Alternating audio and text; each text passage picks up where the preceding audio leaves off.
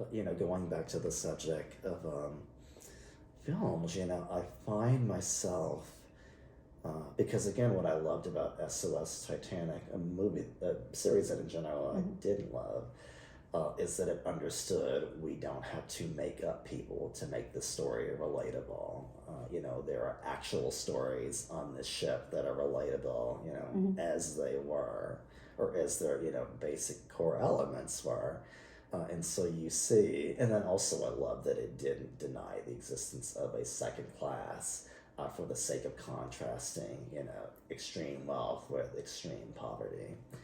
Or people who had already achieved their greatest possible ambitions with people who were just dreaming of ever achieving anything. That Lawrence Beasley is there. I think some of the who was portrayed, and Buckley might be in that movie. I think Elias Abelseth is in that movie, who was a third class. Jack Thayer is in it. Renee Harris is there. I just wish, I still long for it. I think it's possible to do it.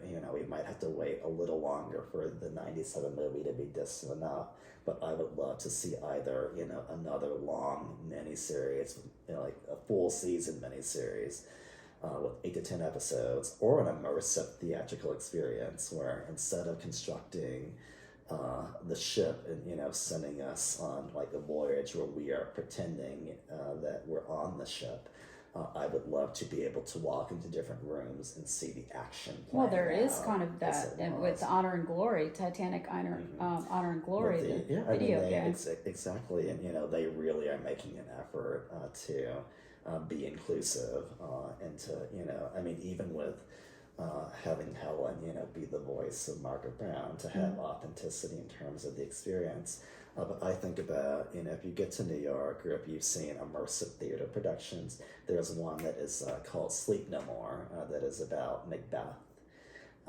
And there was another one I went to that was about Alice in Wonderland, like a different, I forget what it's called. But you walk into this building and there are different theme rooms, and a different part of the story is playing out in the room, and you can either passively watch it or you're invited to participate in the story. I think the story of the Titanic, just has so many possibilities for that, and I don't know. Cameron's Titanic, as it was approaching its release, there was just so much talk about, okay, it's going to be a disaster in and of itself because it's so expensive, and it's going to be poorly, they're going to be big mistakes with it, and it's been a really drawn out production, but it ended up being this just mega hit. Just an epic cultural event. I don't know that there have ever been. That is the one movie where I saw it several times in the theater, and so did almost everybody else I know. See it several times in the theater. There's since been many other movies that I saw multiple times. I saw the new West Side Story 3 times, but hardly anybody else saw that theatrically. But that was the one time where months after a movie was released, you wondered, am I going to get to this theater and find that it's sold out and have to see another screening of it because tickets are not available? And I really feel for younger millennials and Gen Z who will not understand what it is to be invested in something that's positive and fun and fascinating, just really have a different program to look forward to every week on TV. A new book was always coming out on it. Even the anticipation of the VHS release was an extraordinary experience of living, in the 90s. That, in this era of streaming and, where the model of theatrical releases is changing, such that it's a risk to release anything in theaters. It's a shame. I wish that they could experience that, what we knew. Yeah, that's a good point. I hadn't thought about that. Talking about, though, you becoming interested in the Titanic, and also thinking about you're referring to, there's only one miniseries where actually it doesn't create extra characters, and people are always like, why do people get so interested in the story? And it's because it's so replete. It's so unbelievably uh, dense with incredible characters and storylines. And I often, will say to people, I can imagine if I were to just take A Night to Remember or whatever and send it to a publisher and say, listen, I have this great fiction book that I just wrote. It's totally fiction. I'd really like you to read it. And I can imagine the publisher saying, well, it's an excellent tragedy book. I think it has potential, but to be honest, it's so over the top in terms of all the elements that are involved that I think what would help it to be more realistic is if you took out half of the passenger stories and drama, and you didn't make it so overwrought with all of this fantasy and fiction, and you took out half of the situational stories about what happened and how this happened and this happened, and you just take all that out, I think it would be a really excellent fiction story. But as it is now, it's really unbelievable. Hard to believe. It's hard to believe, and I think people won't relate to it because they'll really just think you're making all of this up, and it's overwrought, and yet, unbelievably, it is all true and well documented. And I feel like only once the ship was discovered did people accept definitively, all of these decades we haven't just been hearing, secondhand stories or, yellow journalism that we've accepted as true. This is where this event transpired, and, all of these narratives of, the ship was you're implying knives. that there were still people who didn't even believe that the ship even who thought, that it's existed. perhaps still embellished. Not like I mean, there were definitely conspiracy theorists for the whole. There's still conspiracy theorists as it relates to Titanic. But there were people who had not fully processed that this was not just an exciting story that, really happened, but like it really, really, really happened. Right. And it's there, and you can meet these people.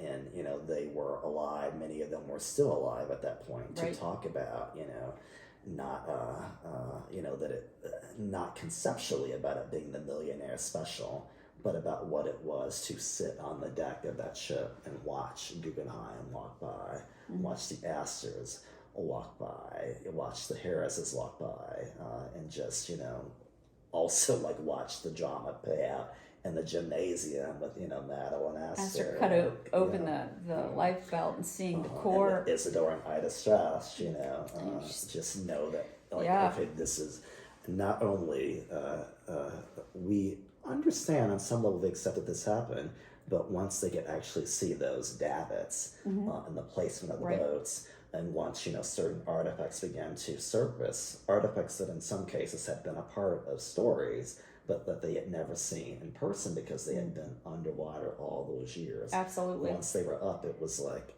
this definitely happened because here is that thing from that story. I think when you see the fact that ship ripped itself apart, and you see steel or iron ripped and twisted, and the violence and the horror of that night, and you see the two pieces of that ship sitting,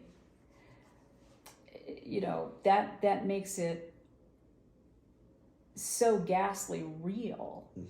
Although so much of that, I mean, again, it's too graphic to ever portray as it was. I talked, about and I think when they portray in the Cameron film the blue face, ice-coated bodies, I mean, it is meant to be a kind of romantic, as disturbing as it is, contrast with, the life in the dining saloon hours earlier. But if we try to understand, why is it that only 300 and something people were ever recovered, and when 1,200 others died, the only way to fully understand that would be to accept that this was like an actual horrific event where there were many different ways that there were people who were still inside of the ship. There were. I At the- mean, at there the were point. people, you know, when you think of one other element that I think is fascinating are there were 180 engineers, and every single one of them died. Every And single they were one. inside the ship because they stayed at their posts, which is, you know, people are always like, well, who do you really want to thank for the fact that, you know, your great-grandmother survived? And I mean, I have to say, the engineers, 100, that kept that ship alive. The ship was supposed to, when Thomas Andrews did the math, after he estimated, he went below and found all the water and could tell mathematically the rate that was coming in and how it would sink and when. And he told Captain Smith the ship has an hour to live. And the ship ended up living for 2 hours and 40 minutes. That allowed my great-grandmother to escape that ship. And it's 712 people. And, you know, the coal bunker fire, people talk about that kind of conspiracy. And I also say that if there hadn't have been a coal bunker fire, now stay with me here. You may already, we've never talked about it, but this is not an unusual occurrence at this time. Right. And so it was kind of a smoldering thing. And they systematically were taking the coal from the starboard side and moving it to the port side. And in fact, Beasley, And I think... that fire went on for some days, didn't it? It did. And they were just moving the coal, and it wasn't, you know, anything dramatic. Beasley's the one who, I think, noticed that the list of the ship. And it was because they had taken tons and tons and tons of coal and moved it from the starboard over to the port side. Now, why is that important? It's important because when the ship was breached on the starboard side, right where all that coal was removed, the water coming in, if the coal had been in there, the ship would have capsized almost, you know, very shortly because, you know, the weight of the coal and the weight of the water. It was because the coal wasn't there that the ship didn't capsize until the ship had a chance to normalize the water. So people, you know, say there's such big conspiracy about this coal bunker fire. I think the coal bunker fire saved my life, personally. Yeah. Which, do you recall, which was the lifeboat that, I mean, Collapsibility was overturned, but did that one initially have people in it? There was one that was overturned that had nobody in it. Of course, Collapsible A was the one that Rhoda Abbott was in. That was Swamp, and you know, right. And then there was the one that the Collapsible where the sides were canvas. For people who don't know, there were 16 wooden lifeboats. There was 2 that were smaller, and they were the rescue cutters that were up front, and then there were 14 aft and along the sides, and those were bigger. Okay, but then, you know, people say there wasn't enough lifeboats. Well, 2 things about that in my mind. First of all, they had more. They went above and beyond and said, well, the Board of Trade, based on tonnage, says we need to have 16 lifeboats. Well, you know, ISME didn't feel comfortable with that. They said, well, let's put some extra ones on. So they put the 4 collapsible ones on. So actually they had more lifeboats than was required by the Board of Trade. And if they had 30 lifeboats, there wasn't time to launch the lifeboats. The last 2 lifeboats floated off the ship. So, you know, they could have had a whole bunch more lifeboats and it wouldn't have meant anything because they would have just gone down with the ship. Right. I mean, when you talk about the possibility the ship could have capsized, I think about whatever boat that was. I don't know if it was Collapsible B before, you know, it became the boat that people climbed on top of, right? There, and Lighthauler and Brian and others, right? At top. But I recall Arthur Puchin, you know, and telling the story and in a way trying to give family solace. I don't know if it had that effect, but I feel that was the intent. Said that he had seen Bess, Allison, and Lorraine in this boat. And as the wave was coming up, it turned it over, and he saw Bess topple out of the boat. And, that was meant to give the Allison family back in Montreal closure about what had actually happened to her.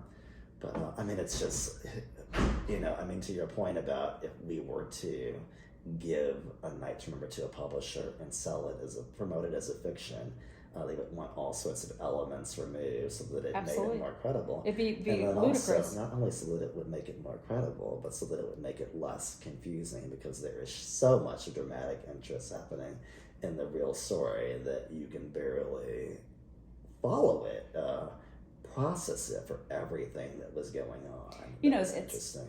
The fact that this is so well documented is a testament to my other hero, Arthur Rostron, captain of the Carpathia, who risked his ship and his passengers' lives going through the same ice field that took the Titanic, at breakneck speed. And I like to, speculate about this. I think this plucky little ship, the Carpathia, which was exponentially smaller than the Titanic, and I think it normally went about 14 knots, and when Harold Cottam, the wireless operator, got the message from his friends on the Titanic and went to tell the captain after he said, "I want you to verify this," and he did.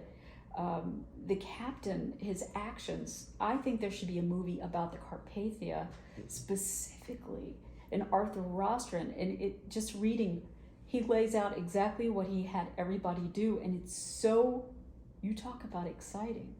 So this was at 12:15 at night. I just gave myself goosebumps thinking about it.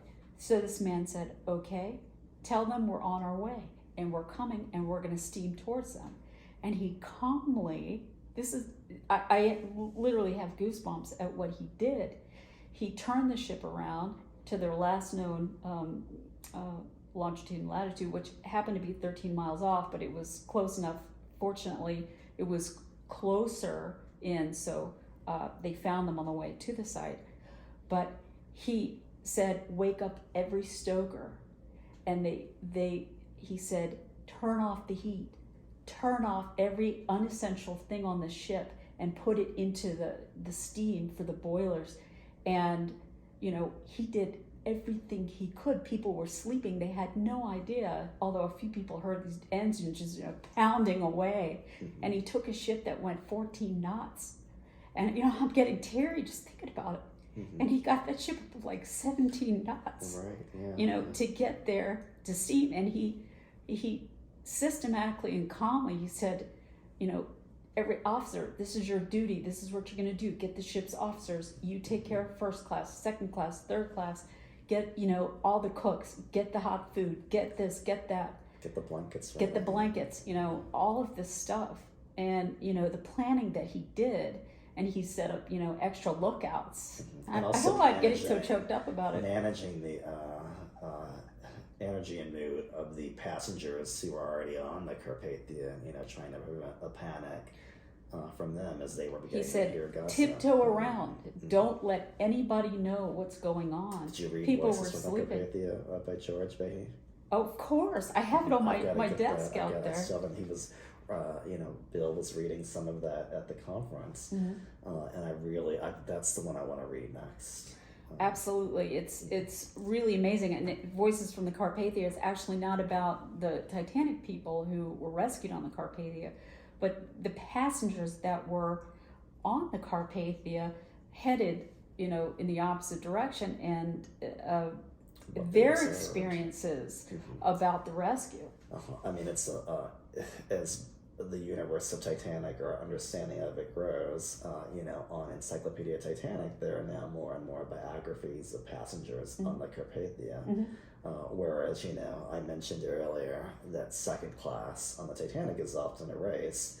On the Carpathia, in film, often you see maybe some Carpathia crew, and then it seems that the ship is otherwise comprised entirely of Titanic survivors. And there is no acknowledgement of the fact that amongst them were Carpathia passengers who were Sure. in awe, or who were trying to help, or who were sharing Unbelievable rooms, kindness. had given up rooms. Every officer Why gave leave up it their out? room, Is and it too complicated to tell that, or so many people gave up their rooms. They gave their clothes. They gave extra toothbrushes, hair combs, everything they could to these people. My great grandmother, went through this unbelievable drama because, in the midst of the sinking, she lost sight of her baby, and they got on 2 different lifeboats. And when they finally got on the Carpathia, she didn't find him, right away. And so she was just beside herself. I mean, literally kind of gone mad. And when she finally went on the deck, and, my great uncle, who was 10 months old, he saw his mother, and he reached his arm out, and she saw, him reaching his arms out, and she looked over and she said, "That's my baby." And he was being held by this woman who was Italian, and had on a crucifix, and she didn't want to give the baby back. Later in the 1939 Believe It or Not episode with Ripley, I'll also publish that on the channel if I can. She acknowledges that woman wasn't trying to say it was her baby, but she was trying to be very sure and helpful. And of course there was a language barrier, and so they were both directed to go up to Captain Rostron's cabin. Of course he wasn't there. It was 3 first-class ladies who witnessed this incredible drama of, Captain Rostron playing Solomon and trying to determine whose baby this was. And that's where my great-grandmother interacted with Madeline Astor. Absolutely, it's well documented. She was staying in Rostron's cabin, and of course herself 5 months pregnant. And those 3 society women, they were very kind to my great-grandmother. And in her account, she even says that because they witnessed this scene, that's when somebody took off their scarf, maybe Madeline Astor, and said, "Your baby looks cold," and gave them this scarf. And also one of them gave her a $5 gold piece. Right, which recalls a point in one of our earlier off-camera about how they were conversations about, how there was a tendency to represent first class or affluent passengers is wanting nothing to do with people in the lower classes, is, wanting those gates there and wanting no interaction with them. But the reality was a lot of wealthy women of that era, or, women who had married into wealthy families or had grown up wealthy themselves,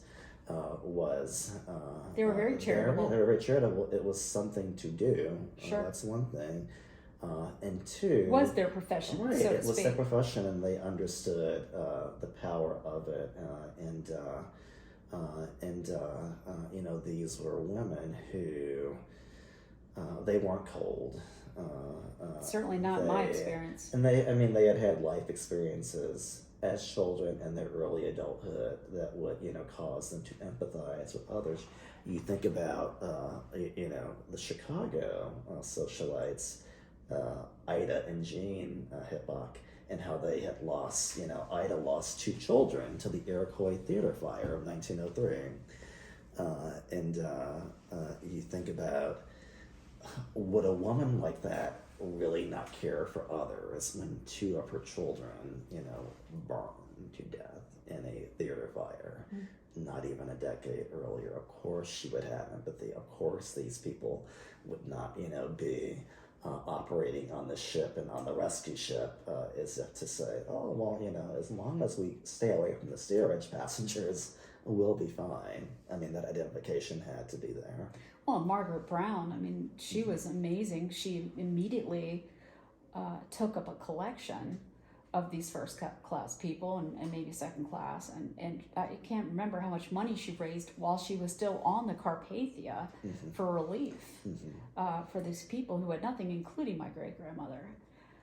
So, yeah, I agree with you. And it was interesting that you brought that up. I thought that was an interesting conversation that we had earlier about that. I've never had that conversation. And you think about, you also think about what was it Margaret Hay or Margaret Hayes, the woman who took in the Navajo Right, because she spoke boys, French. yeah, and kept them until their mother figured out where they were And and there's a came for story. them. Mhm.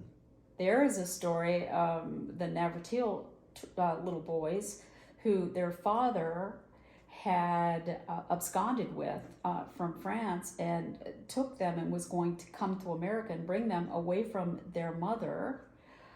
They had had a bad breakup, and then finds himself on a sinking ship, and he did put his two babies in a lifeboat and did not get in, but then nobody knew who these babies were, and so they're on the Carpathia, and they don't speak English, these two little boys, and so there's this woman who speaks French, so she takes them in until finally this big drama about how they locate this mother, and she And there realizes were her children. articles circulating about the Titanic orphans, and so Right. that was how the mother caught wind of And what then was happening. they had to wait for her to be able to take a steamship over, yeah. I think I've read, it may not be true, but I've read that their father was the one passenger discovered with the loaded gun amongst his Interesting. possessions, and that has been used to challenge stories that other crew shot into the crowd. It was like, well, if they did it, then where was the gun? Several people had guns. I mean, the one the really loaded gun.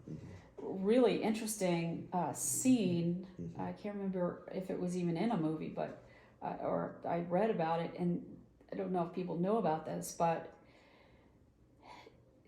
the ship had a weapon for every officer, and they were locked up. And at a certain point, all the officers were called into and issued their gun when the ship was going to sink, to maintain the peace and order, and to, if necessary, use their weapon to maintain order. And so all of those officers had guns, and they went in this incredible scene and got a weapon. And of course, Fifth Officer Lowe actually used his weapon to warn people when they started to really get crazy near the aft boats. But also Archibald Butt had a gun. I don't know if people know about that. Mm-hmm. He wasn't found. He wasn't found. I mean, I think there was reports of it. I mean, he was a military man, and there were several other people that had guns. And then, of course, in the lifeboat, there was one guy who had a weapon and turned to the person who was sitting and said, "Hey, I have several bullets in here. After I take care of my wife, I'll let you have it, and you can your wife right." too. I mean, which yeah. I mean, what is scarier than being on the sinking Titanic and watching it rend itself in half and rip and sink in this incredible scene would be being in a wooden rowboat in the middle of the North Atlantic Ocean on a freezing middle of the night. And you don't have a clue that anybody is coming to rescue you. There's no food. Well, some of them had some crackers. Some of them had water. Some of them didn't, and or some of them didn't know they had it. But that's really a potential fate worse than being on the Titanic. To let it go on for days, and from the cries dying out that you can't get in the water and make a swim for it. You are stuck in this with a whole bunch of strangers. Right. And everybody has very different feelings about what has transpired. And it was physically painful. I mean, it was freezing cold, and the and some thing people is, were really sick. Eva Hart was vomiting. Over the ship, and others had severe injuries. Right, there were broken limbs, arms, bleeding. Right, people don't really things. think about that because that's not something that would play as well in film. It's too graphic. Well, as opposed to what they did show, which was pretty darn graphic. But you even think, I remember when I was watching Cameron's Titanic with the sister who introduced me to the story. She wouldn't see it in theaters. She ended up seeing it on video in my bedroom. And in the scene where the valet of Cal, is standing at the point where the ship splits, and you see that his face is bleeding because they've cut out a part where, another scene of action where something happened that caused him to bleed, and she reacted, what happened there?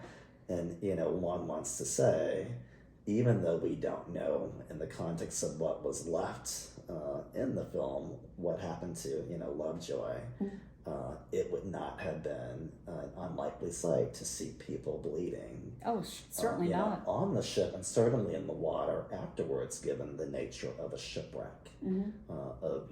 Okay, you're in the water, the ship is going down, things are flying to the surface very fast from the ship. I didn't know until recently that something like the effect of being shot was happening to passengers and crew in the water. Well, what happened to Lightoller? I mean, he was sucked under and eventually, spit out. And that's, he really thought he was going to die. And, and a huge blast of hot water sent him back up to the surface. It was talking about Lightoller. I was thinking about another movie that is just so powerful, Dunkirk. And it's a true story about the Battle of Dunkirk. And we were intimating about that, but is that Mark Rylance playing Lightoller, or who was? I don't know the actor, but this real officer, who was an officer on the Titanic, after he was retired, and he had a sailboat called the Sundowner, and he was actually put into action and on his own. He took his sailboat over and rescued, I think, 130 men at Dunkirk, and I can just imagine, not again. I'm not going to leave people behind again. I'm not going to be accused of not doing all I can and doing my best to rescue people. And this sailboat, he put 130 men and saved their lives. And so I think it was just a small measure of redemption. But although on the I think it was before Dunkirk, in the 1930s, he did a long interview about his experience with the Titanic. Yeah, they are on the internet. And I mean, my read of him from that interview was of somebody who understood, okay, this thing did happen, and I'm not going to visibly torture myself over this, but I will tell you, this is how it played out. And he's almost clinical in his telling of, the events leading up to and including that sinking. I was talking to Bill Wormstead, and we were talking about this incredible scene where one of the first officers that met Captain Rostron was Boxhall, and young man, and when Captain Rostron from the Carpathia, went in and Boxhall came up, he said, "What happened to the Titanic?" And Boxhall said, "She found it at 2:40, and he just bawled his eyes out. Here's this officer of the ship, and he absolutely lost it in front of the captain of the Carpathia because he was so overwrought with emotion and had been through all of this, and that's I think a very moving scene of Rostron. There, okay.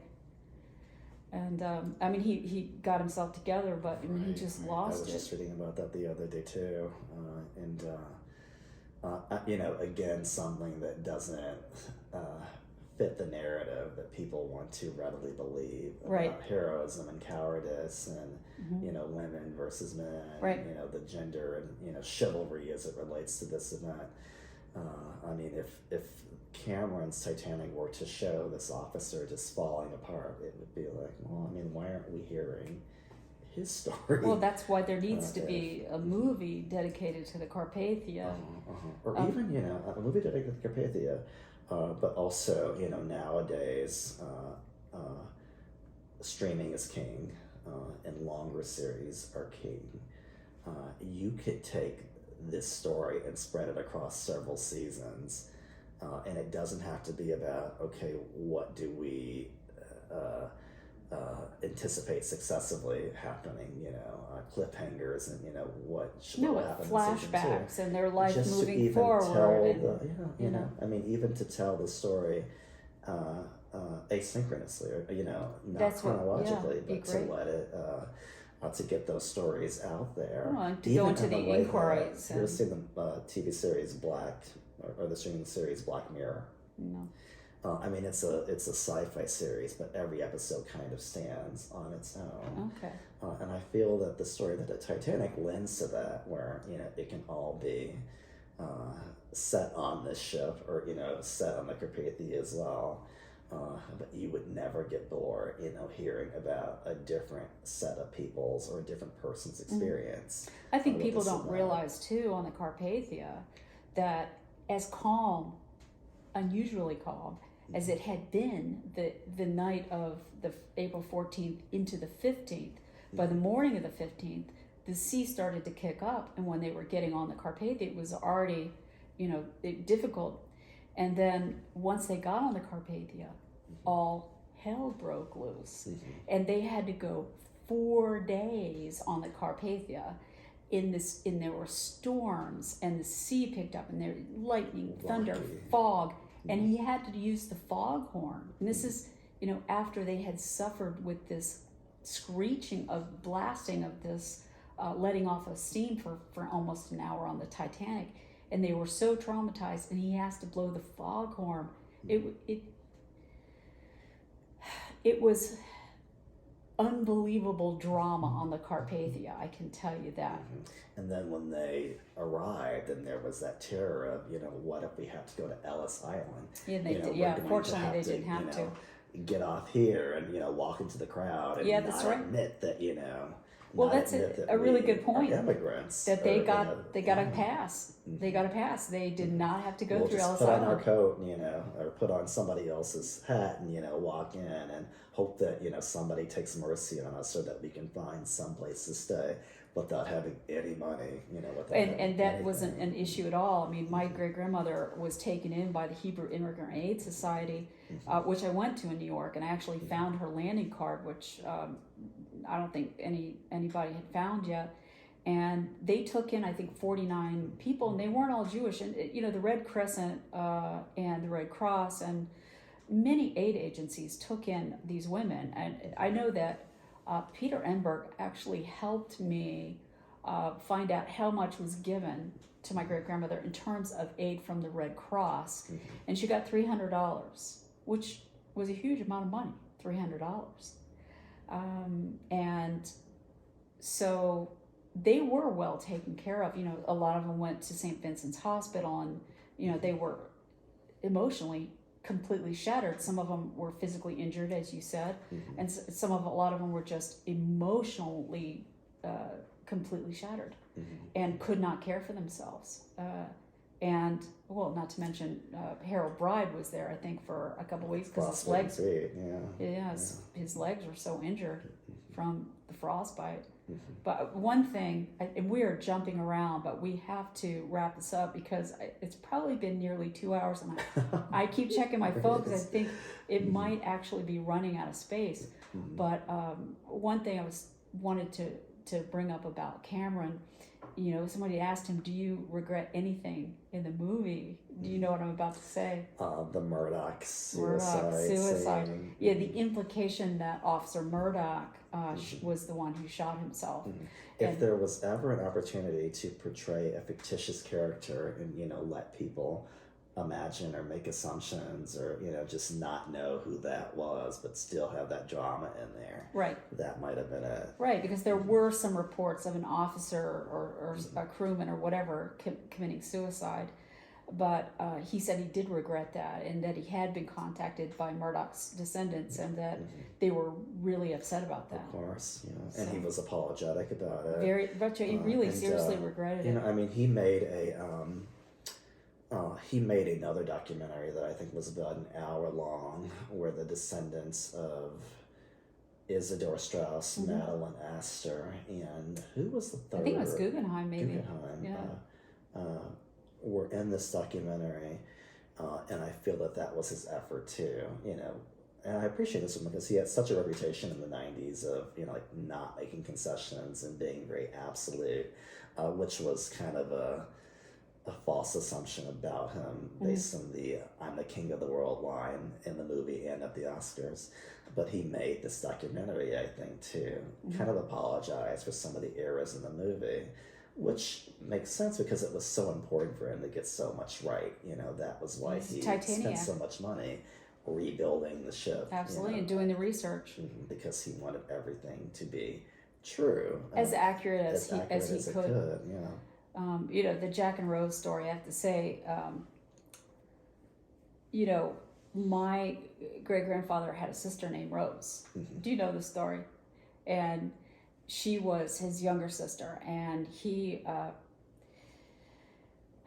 kind of took her in. She lived in my hometown, actually. And she eventually became engaged and betrothed to a man in England, back in England, because, of course, some of my family is still in England. And his name was Jack Koski. And in 1923, she traveled back to marry Jack Koski on the Olympic. Wow. Yeah. And Old Reliable, which is a sister ship to the Titanic, and the only one that actually had a full career. Of course, the Britannic, the third sister, was lost in World War One.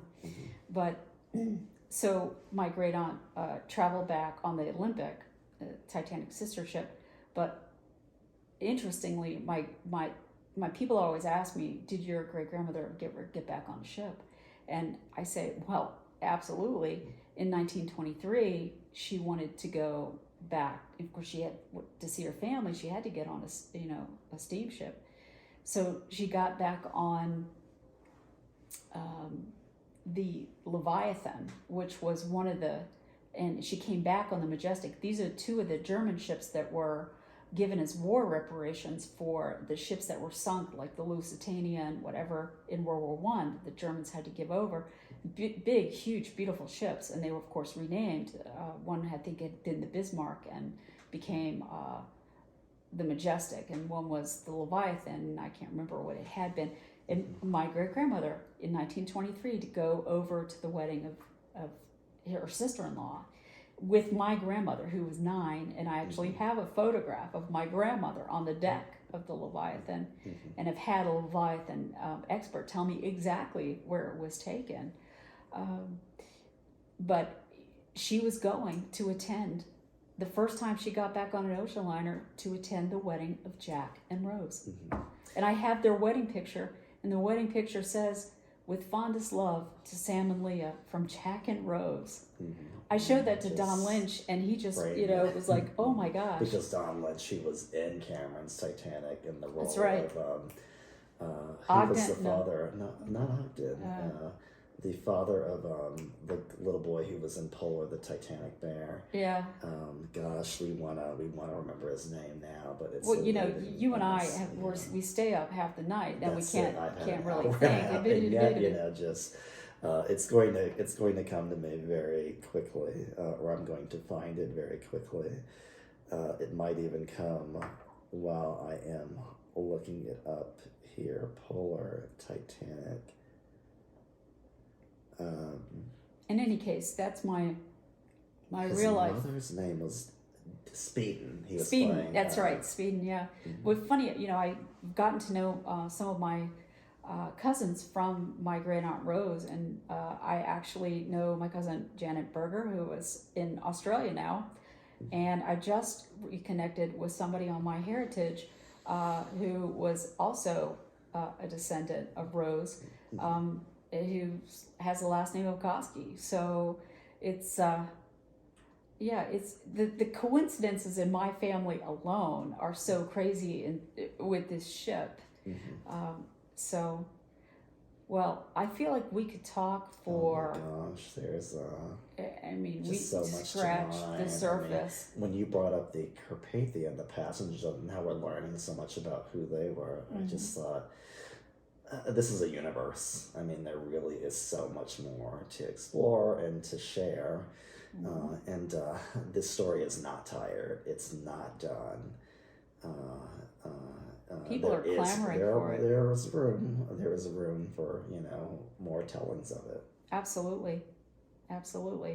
More on this later. So in the comments, tell me who you'd like to talk to next. What other Titanic chat you'd like to have and listen to, and maybe passenger stories that you're interested in, talking about, or movies or anything Titanic related. But I can tell you, I started out as a Descendant, but I am thoroughly a Titaniac now. Once bitten, always smitten. You can't get away from the story. It's just truly, really and truly one of a kind. And there are so many people who are so bonded to the story and that ship. And, they're wonderful people. I've just so enjoyed getting to know so many of the people who are enthusiasts. And it's an incredible hobby. I love every minute of it. I mean, it's a story that truly, whatever your differences are, it can transcend them and bridge people in a way that, I don't know anything else that people from, a true broad spectrum of society all over the world, all economic situations, other backgrounds can identify with. I will put in one plug, now that you're bringing this up. A lot of people say it's the biggest floating metaphor for so many things. And because of that, the Titanic, even though it was 110 years ago, is used. You can't go a day without hearing a reference to the Titanic, either, on the evening shows, or in politics or newspapers or anything. And Titanic is everywhere, and people use it, to for so many analogies. And this is evidenced, I kept seeing this over and over and over again. So I started a Facebook group called Titanic References in Pop Culture. And I encourage people to preserve all of these references to the Titanic that happen in big ways and in small ways every single day. In fact, my favorites, some of them are references in pop culture in 1915, like a postcard that may have some reference to the Titanic, or whatever actual references in pop culture of the day. But I absolutely am fascinated. Wave of interest. The what? That first wave of interest. Yeah, that first wave of interest. But I encourage anybody who wants to join that group, and you're on Facebook. It's called